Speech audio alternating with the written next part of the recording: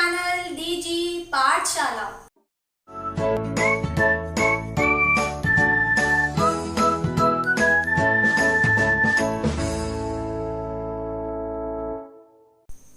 Guys, आज की video का टॉपिक है forces contributing to ascent of sap.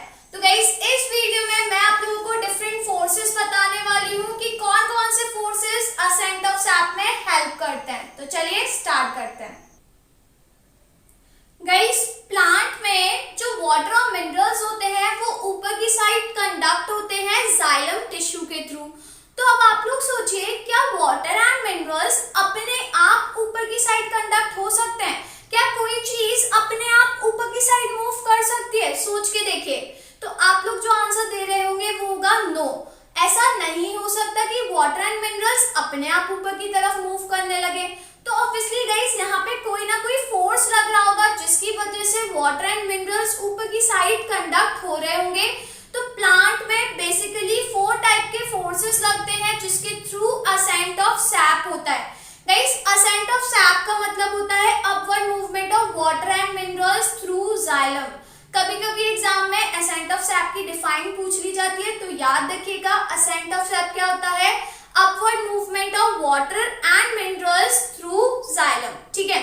तो गाइस, जो 4 टाइप के फोर्सेस हैं वो कौन कौन से हैं? First is root pressure, then capillarity, transpirational pull and adhesion. Guys, पहला जो फोर्स है वो है root pressure. Guys, root pressure वो प्रेशर होता है जो कि रूट्स में क्रिएट होता है। रूट्स में जब water cell to cell move करता है, सेल टू सेल ऑस्मोसिस होती है, तो वहां पे एक फोर्स क्रिएट होता है और उसको कहा जाता है रूट प्रेशर। गाइस, ये जो रूट प्रेशर होता है ये रूट्स में सेल टू सेल वाटर को मूव करने में हेल्प करता है। इसके साथ साथ जाइलम में वाटर को ऊपर की तरफ कंडक्ट करवाने में भी हेल्प करता है। ठीक है। तो फर्स्ट क्या हो गया? Root pressure. देन गाइस, जो सेकंड है वो है कैपिलैरिटी। गाइस, जो जाइलम वेसल होती है ये कैसी होती है? नैरो होती है। ठीक है। जो जाइलम वेसल होती है वो नैरो होती है। जाइलम वेसल एक ट्यूब लाइक स्ट्रक्चर हो गया जो कि बीच में प्रेजेंट होता है। तो जो जाइलम होता है वो कैसा होता है? नैरो होता है। गाइस, यहाँ पे मैं आपको एक एग्जांपल की हेल्प से समझाती हूँ। मान के चलिए हमने 2 पाइप ले लिए हैं, ठीक है, और दोनों ही पाइप में वाटर फ्लो कर रहा है। एक पाइप है नैरो और एक पाइप है ब्रॉड। तो अब आप लोग सोचिए कि दोनों में जो वाटर फ्लो कर रहा है किसमें ज्यादा प्रेशर से, ज्यादा फोर्स से जो वाटर है वो फ्लो कर रहा होगा? तो ऑब्वियसली गाइस, जो नैरो पाइप है उसमें फोर्स ज्यादा लग रहा होगा as comparison to broad pipe. तो गाइस, यहाँ पे यही होता है, जो जाइलम वेसल्स होती हैं ये कैसी होती है? नैरो होती है, जिसकी वजह से एक फोर्स क्रिएट होता है और जो वाटर होता है वो ऊपर की साइड मूव करने लगता है। ठीक है। देन नेक्स्ट है ट्रांसपिरेशनल पुल। गाइस, लीफ के थ्रू, मेनली लीफ के थ्रू ट्रांसपिरेशन होता है, वाटर लॉस होता है वाटर वेपर्स की फॉर्म में।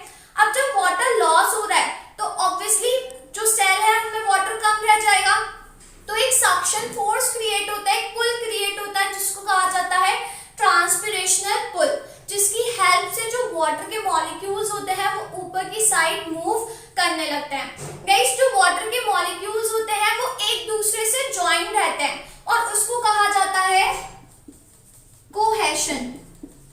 ठीक है। गाइस, कोहेशन वो फोर्स होता है जो सेम मॉलिक्यूल्स के बीच में लगता है, जो सेम मॉलिक्यूल्स के बीच में लग रहा है। अब जैसे देखिए ये जाइलम है, गाइस यहाँ पर ये वाटर के मॉलिक्यूल्स मूव कर रहे हैं, तो ये जो वाटर के मॉलिक्यूल्स हैं एक दूसरे से जॉइंटेड रहते हैं। तो आप देख सकते हो यहाँ पे जो वाटर मॉलिक्यूल्स हैं इनमें कोई ज्यादा गैप नहीं है, ये एक दूसरे से जॉइंटेड है। अब यहाँ पे वाटर के मॉलिक्यूल्स के बीच में ये जो फोर्स लग रहा है इस फोर्स को कहा जाता है कोहेशन। ठीक है। तो कोहेशन वो फोर्स होता है जो सेम मॉलिक्यूल्स के बीच में लगता है। तो गाइस, यहाँ पे ट्रांसपिरेशनल पुल क्रिएट होता है, एक सक्शन फोर्स क्रिएट होता है जब ट्रांसपिरेशन होता है और जो वाटर होता है वो अपने आप ऊपर की तरफ मूव करने लगता है, क्योंकि यहाँ पे जो वाटर के मॉलिक्यूल्स होते हैं वो एक दूसरे से जॉइंटेड रहते हैं। ठीक है। और जो लास्ट है वो है एडहेशन। गाइस, एडहेशन वो फोर्स होता है जो डिफरेंट मॉलिक्यूल्स के बीच में लगता है। ठीक है। अडहेशन वो फोर्स होता है जो डिफरेंट मॉलिक्यूल्स के बीच में लगता है और कोहेशन वो फोर्स होता है जो सेम मॉलिक्यूल्स के बीच में लगता है। अब गाइस यहाँ पे क्या होगा, ये जो वाटर मॉलिक्यूल्स मूव कर रहे हैं ये जाइलम में मूव कर रहे हैं, तो ये हो गया जाइलम और ये हो गए वाटर मॉलिक्यूल्स। अब गाइस ये जो वाटर मॉलिक्यूल्स हैं ये जाइलम की वॉल पर एक फोर्स क्रिएट कर रहे होंगे, पुल लगा रहे होंगे। यहाँ पे वाटर मूव कर रहे हैं तो ऑब्वियसली ये वाटर के मॉलिक्यूल्स जाइलम की वॉल पर एक फोर्स लगा रहे होंगे और उसी फोर्स को क्या कहा जाता है, अडहेशन कहा जाता है। तो यहाँ पे वाटर अलग मॉलिक्यूल हो गया, जाइलम के जो सेल्स हैं वो अलग हो गए, तो यहाँ पे डिफरेंट मॉलिक्यूल्स के बीच में ये जो फोर्स लग रहा है ये क्या हो गया, अडहेशन हो गया। ठीक है, तो ये जो फोर्स होता है ये भी हेल्प करता है वाटर और मिनरल्स को ऊपर की साइड कंडक्ट करवाने में। ठीक है, तो गाइस बेसिकली प्लांट में ये 4 टाइप के फोर्सेस होते हैं जिसके थ्रू असेंट ऑफ सैप होता है, तो इसको याद रखिएगा और इसको नोट कर लीजिए। गाइस अगर आपको ये वीडियो पसंद आई हो तो वीडियो को लाइक करिए, अपने फ्रेंड्स के साथ शेयर करिए और अगर आपने अभी तक मेरा चैनल सब्सक्राइब नहीं करा है तो फटाफट से चैनल को सब्सक्राइब करिए। तो अब मैं आपसे मिलती हूँ मेरी अपकमिंग वीडियो में एक नए टॉपिक के साथ, तब तक बने रहिए मेरे साथ और हाँ, मेरे साथ बायोकेमिस्ट्री पढ़ते रहो ना and be safe from corona.